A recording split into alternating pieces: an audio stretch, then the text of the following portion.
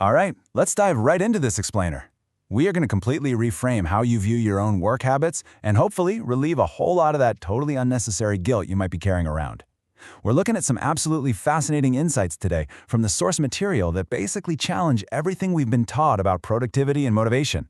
So if you're someone who constantly beats yourself up for not working the right way, listen up, because this analysis is specifically for you. Section 1. The last-minute rush. Understanding delay.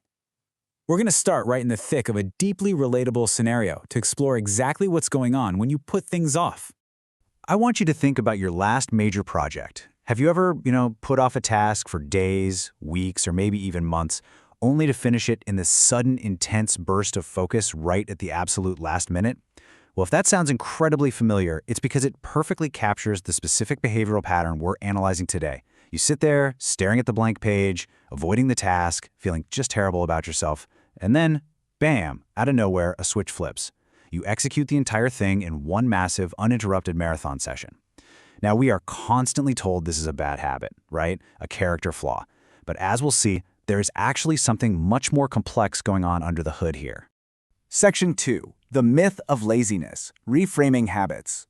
Let's examine the core misunderstanding at the very heart of this behavior. We really need to systematically tear down a harsh label you've probably internalized for years.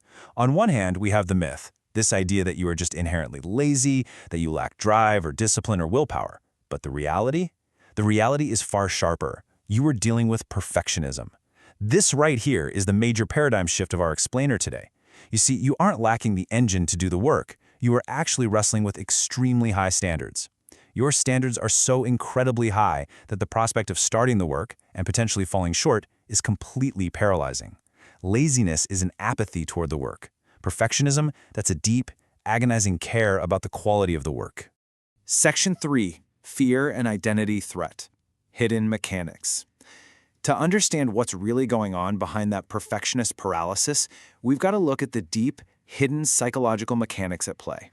So let's break down identity threat. The source frames procrastination not as a time management issue, but as an identity threat. This is a psychological state where people actively avoid tasks just to protect their self-image. And why? Well, because of the sheer fear of failing on terms that aren't their own. The absolutely crucial point here is that your procrastination isn't laziness at all. It's literally a shield for your ego. Because think about it, if you try your absolute hardest in a steady, systematic way and you still fail, wow, that is devastating. That means you weren't good enough. But if you put it off until the last minute and the result isn't perfect, your ego is completely protected. You can just tell yourself, well, I only had a few hours to do it anyway, right? It's a highly effective, albeit totally stressful, defense mechanism. And this brings us to a really profound realization. People who do this actually value choice more than outcome. What does that actually mean for your day-to-day life? It means you avoid the task because maintaining your own autonomy and control feels way safer than committing to the final result. By refusing to engage with the project on a mandated timeline, you are asserting your own choice. You're subtly rebelling against the structure, because committing to that structure feels like a threat to who you are. You are choosing your own path, even if that path involves a massive sweat-inducing sprint at the 11th hour. Section 4. The dopamine of obsession. Reward systems. Let's see how this builds from a psychological fear into the actual chemical wiring of your brain. There is a stark contrast between deep obsession and a steady, forced routine. Your brain actually craves the massive dopamine reward that's triggered by deep obsession. When you finally engage in that last-minute sprint of intense focus we talked about earlier, your brain is just flooded with dopamine. You are in the zone. It feels vital, urgent, completely all-consuming.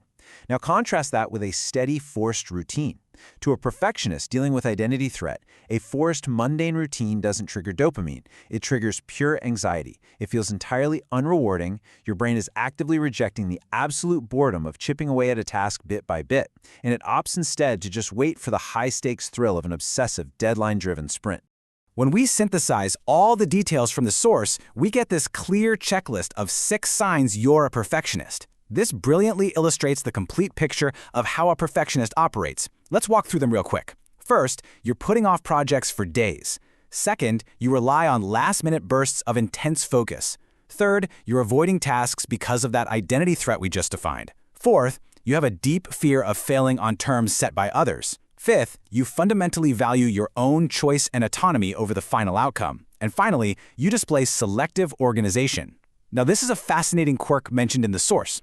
Selective organization means your desk might be immaculately clean, your inbox perfectly categorized, or your bookshelf color-coded, suddenly becoming an expert in origami just to avoid the work, while the actual critical project is being completely ignored.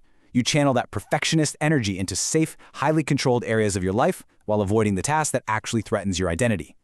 If you are checking these boxes, you are definitely not lazy. You are just operating as a perfectionist.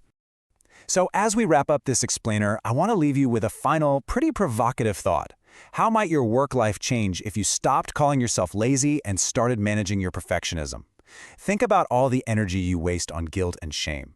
If you can recognize that your delay tactics are really just a fear of failure combined with a craving for deep obsessive focus, you can actually start working with your brain instead of fighting it. It's all about dropping the harsh labels, guys. Once you understand the hidden mechanics of your own mind, you hold the key to revolutionizing both your productivity and your happiness. Thank you so much for joining me, and definitely take some time to reflect on how you can start giving yourself a little more grace today.